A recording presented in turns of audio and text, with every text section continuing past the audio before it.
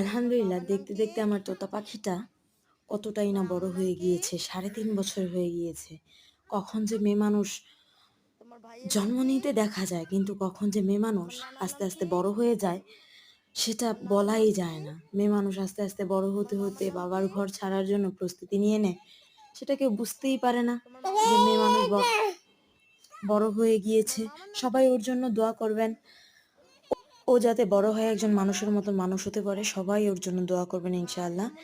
আল্লাহ যাতে ওর মঙ্গল করে। তোমার আটামুর নাম কি?